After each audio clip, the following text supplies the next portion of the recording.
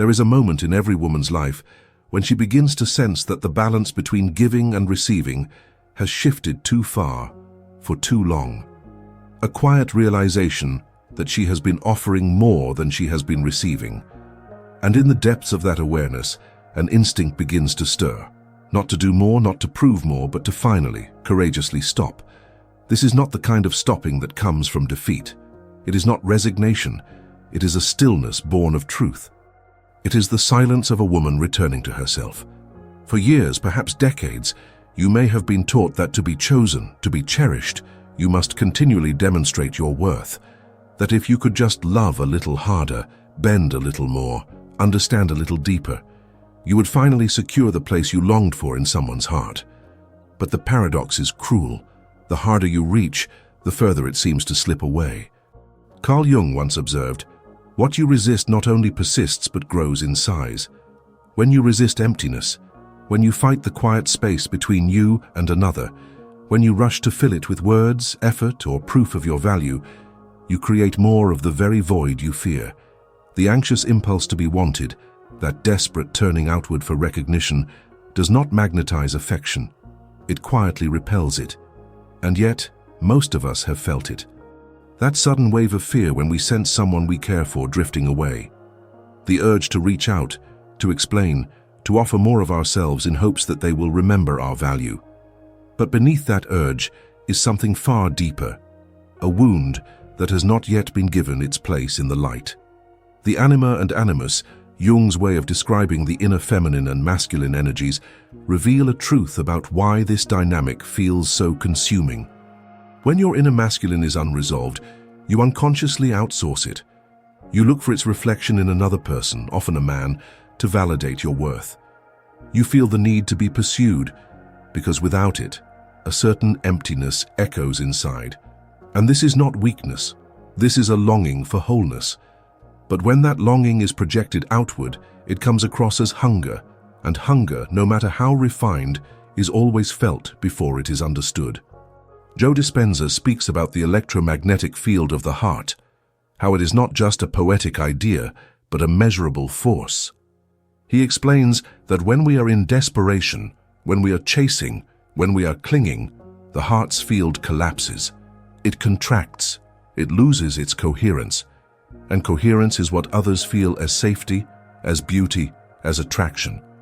But when you are anchored within yourself, when you are not seeking to be completed, the heart field expands. Your presence feels like home, not like demand. And it is in that expansion that a man stops analyzing you, stops weighing and measuring, and simply begins to feel you. There is a silent act, subtle, almost imperceptible, that changes everything. It is not a speech, it is not a plan. It is a shift in vibration, a reclaiming of presence, and once it happens, the polarity reverses. He begins to lean in without knowing why. He begins to sense something rare, something he can feel but not define. I once saw this in a woman I knew well. She did not warn him she was changing. She did not close the door with a dramatic gesture. She simply stepped back into herself. She stood taller, spoke less, carried her gaze differently. She was no longer orbiting his mood, his approval, his attention. She had returned to the center of her own life.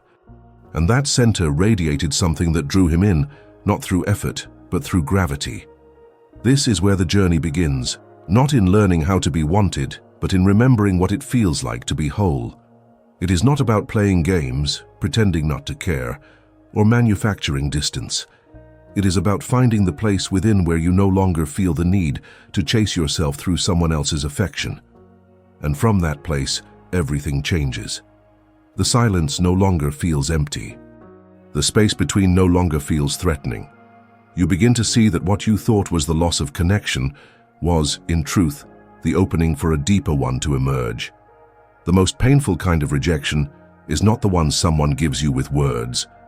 It's the rejection you give yourself without even realizing it.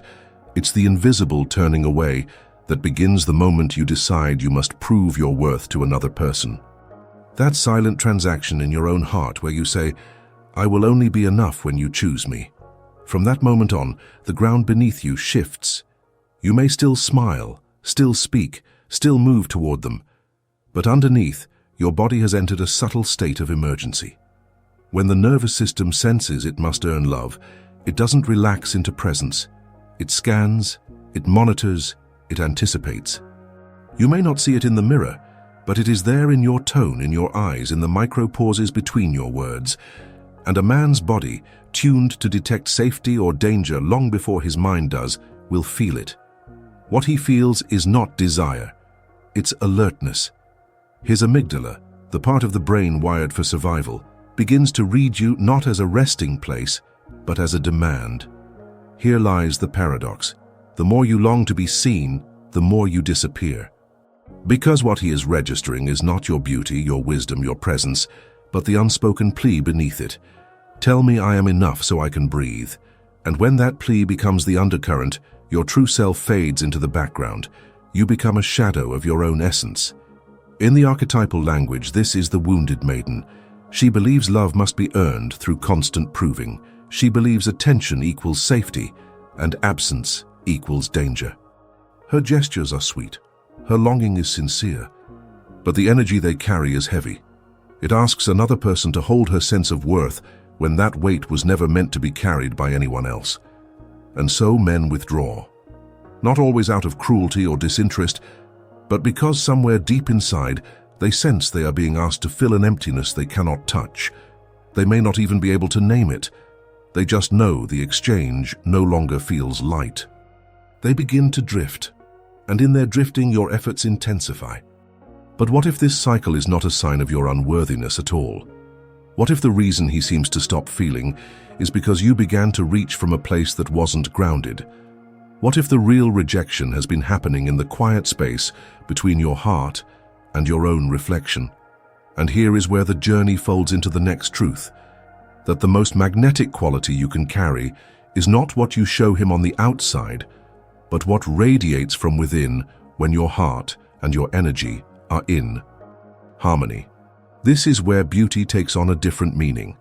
This is where we step into the power of emotional coherence. There is a certain kind of beauty that draws the eye, and there is another kind of beauty that draws the soul. The first may turn heads for a moment, but the second lingers in the heart long after the eyes have looked away. This deeper beauty is not crafted by cosmetics, perfected by lighting, or sustained by youth. It is born of alignment, when what you feel, what you think, and what you radiate move together as one. This is what I call emotional coherence. Joe Dispenza's research tells us that the human heart emits an electromagnetic field many times stronger than the brain. We cannot see it, but we can feel it. When someone's heart field is calm, steady, and harmonious, we experience them as safe, compelling, magnetic. But when that field is chaotic, when the inner state is tangled with anxiety, need, or conflict, others feel that too.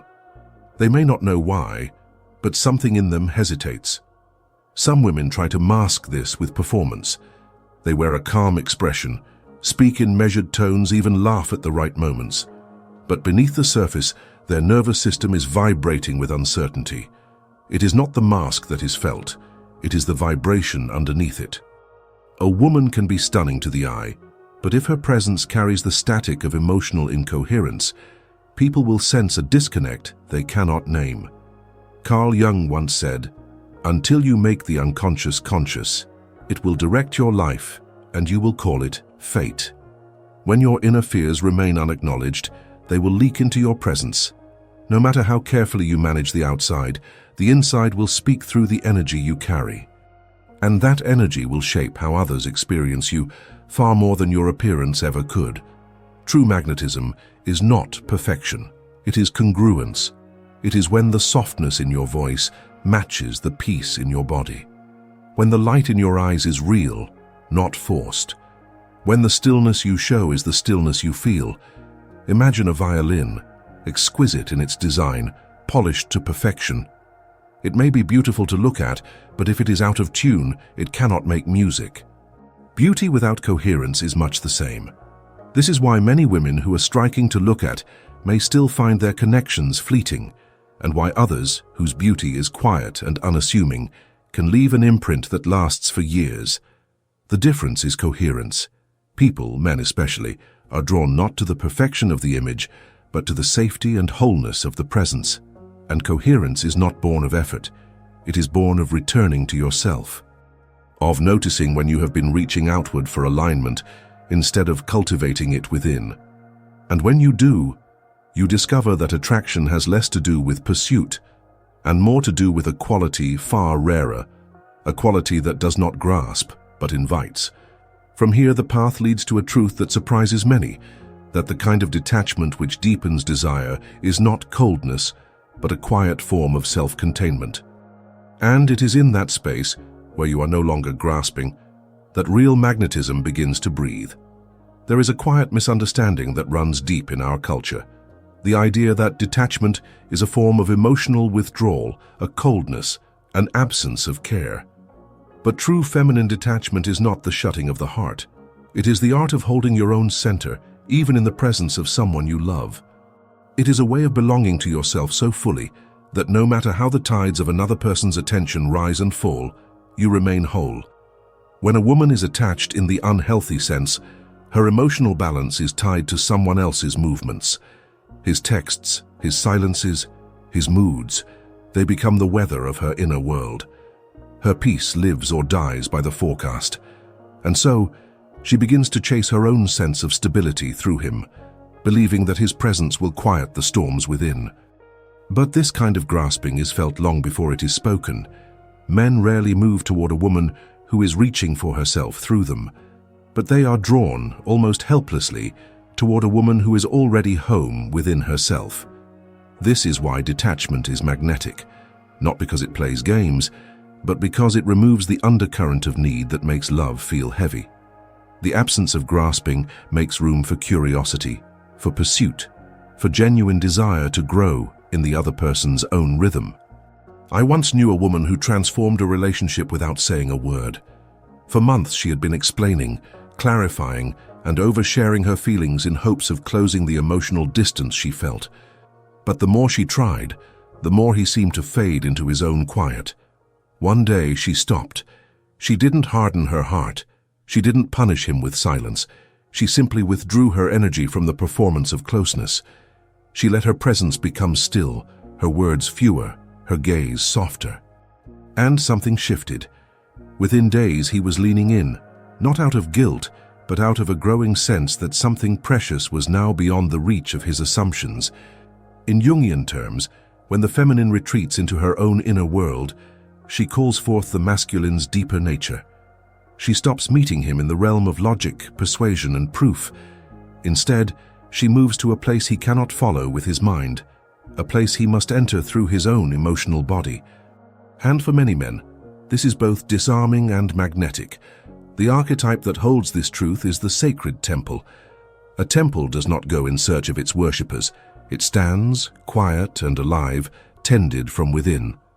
Those who wish to enter must prepare themselves, must approach with intention, must cross the threshold in reverence. And so it is with a woman in her own self-containment. She is not closing the doors of her heart, she is setting the terms of entry. Detachment, then, is not a loss of warmth, but a refinement of it. It says, I am willing to share my light, but I will not use it to chase away your shadows for you. This is the place where the chase changes.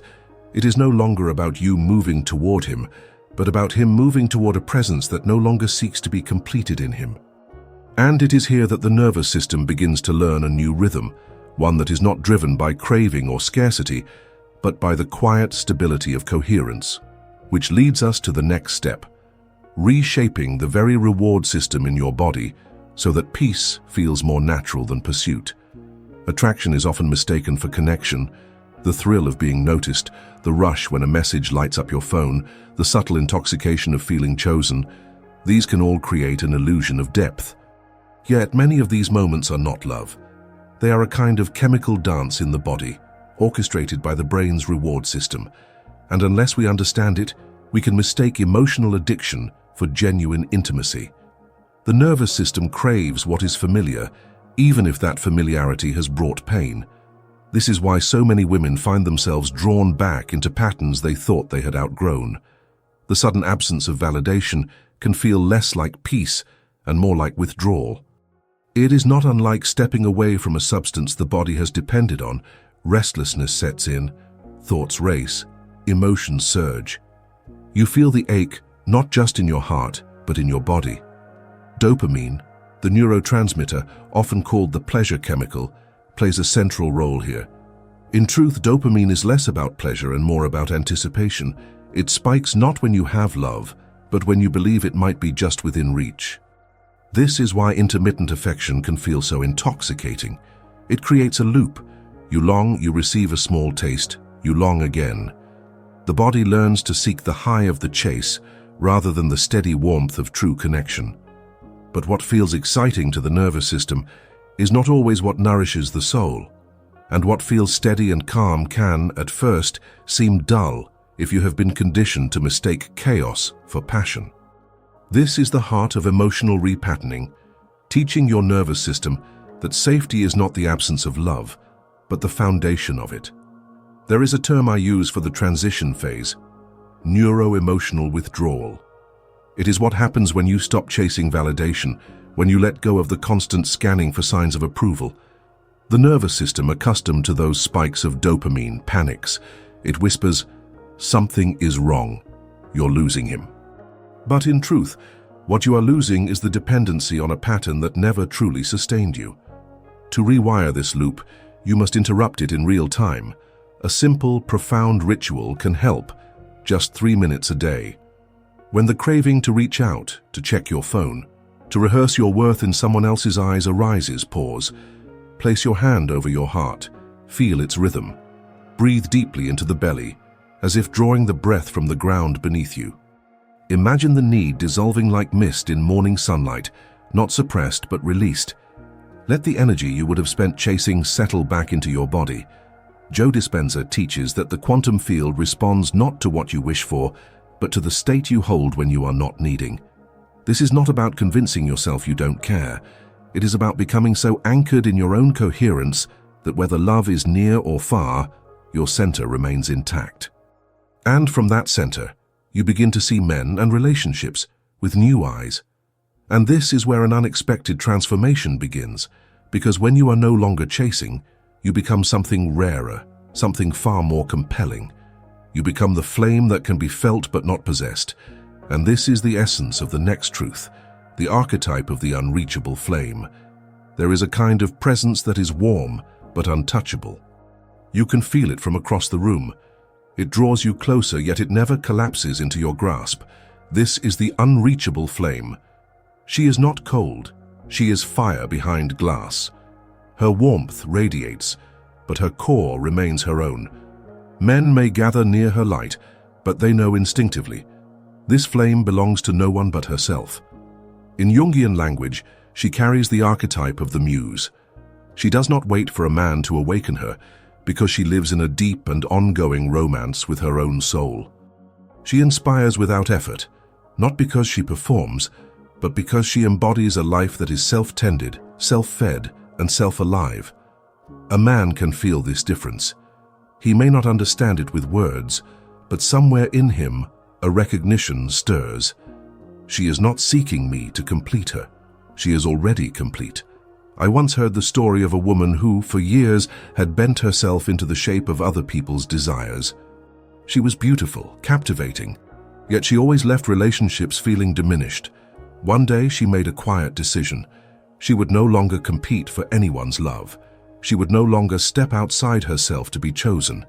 Instead, she chose herself, deeply, fiercely, without condition. She did not announce it to the world. She simply began living as if her own company was enough, as if her own life was worth treasuring. And something remarkable happened. The very men who had overlooked her began to notice her again, but this time not with casual interest.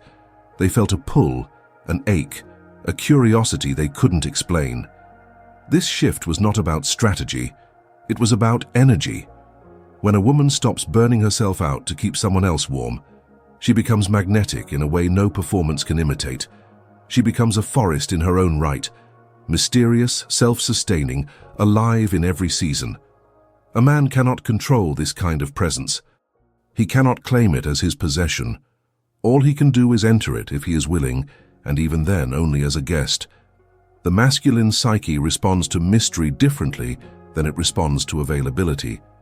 When you are always within reach, you become part of the background noise of his life. But when you hold your own space, when you let him feel the distance between you without using it as a weapon, you awaken something deeper in him. He stops analyzing. He starts feeling. His awareness shifts from the mind's calculation to the body's yearning. This is the heart of the unreachable flame. She is not playing a role, she is embodying a truth. Her warmth is real, but it is rooted in self-containment. Her light is steady, but it is fed from within. This is why she cannot be extinguished by neglect, nor lit only by another's desire. She is both the keeper and the source of her own fire.